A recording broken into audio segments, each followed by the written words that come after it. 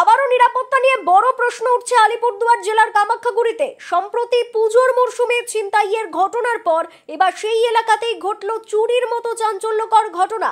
কামাখ্যাগুড়ির স্কুলপাড়া এলাকায় এক শিক্ষকের বাড়ি থেকে চুরি গেল লক্ষাধিক টাকার সোনার গয়না। স্থানীয়দের মধ্যে ব্যাপক আতঙ্ক এবং ক্ষোভ ছড়িয়েছে এই ঘটনা ঘিরে। এটা তো হয়েছে যে কখন ঠিক সঠিক বুঝতে পারতেছি না, তবে রাত্রে 12টায় আমি ঘরে আসি। ঘরে আসার পরে তালা দরজা সব খোলা খালি ঠিকঠাক ছিল, কিন্তু তালাটা যখন খুলতে যাই বাইরের দিকে সেটাও ঠিক আছে, ঘরের তালার ভেতরে যখন খুলতে যাই ওইটাও ঠিক, এবং তালাটা চাবিটা যেখানে রাখা ছিল সেটাও সেই জায়গাতেই ছিল। কিন্তু ভিতরে ঢুকে দেখি আমার আলমারি গডরেজ সব অগোছল, মানে অগোছল না, ভাঙা।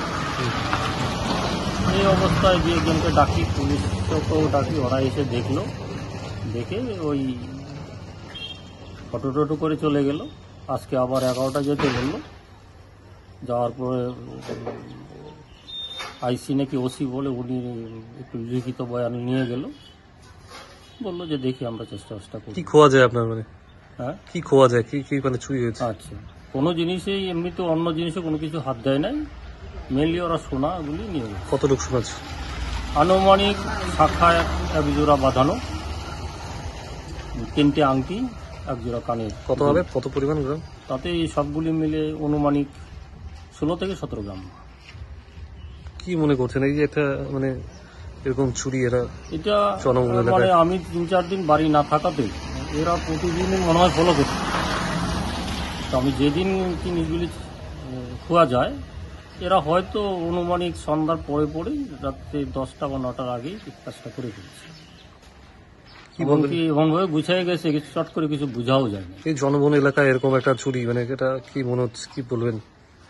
এটা কি বলি, কিছু দুষ্কৃতী বা যারা এই ধরনের ছেলেপেলেরা কিছুর দ্বারা মনে হয়েছে, এবং আমার যেটা বিশেষ ধারণা যে এলাকারই কিছু লোক এটার মধ্যে জড়িত আছে, এবং বাইরের থেকে থাকতেও পারে এদের সঙ্গে 1-2 জন। তবে এইটুকু আমার দৃঢ় বিশ্বাস, অন্ততপক্ষে 4-5 জন এই কাজটা করছে। জানা গেছে ওই শিক্ষক কিছুদিন বাড়ির বাইরে ছিলেন। বুধবার রাতে বাড়ি ফিরে এসে তিনি দেখতে পান ঘরের আলমারি ভাঙা এবং ভেতরের সমস্ত সোনার গয়না চুরি হয়ে গেছে।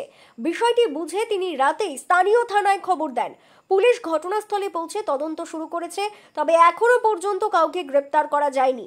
এর আগেও দুর্গাপুজোর সময় কামাখ্যাগুড়ির শান্তিনগর এলাকায় এমনই চুরির ঘটনা ঘটেছিল। 1 মাসের ব্যবধানে ফের চুরি হওয়ায় স্থানীয় বাসিন্দাদের মধ্যে নিরাপত্তা ব্যবস্থা নিয়ে প্রবল অসন্তোষ দেখা দিয়েছে। ছিনতাইয়ের পরপর চুরি, তবু কি পুলিশ ধরতে পারবে অপরাধীদের?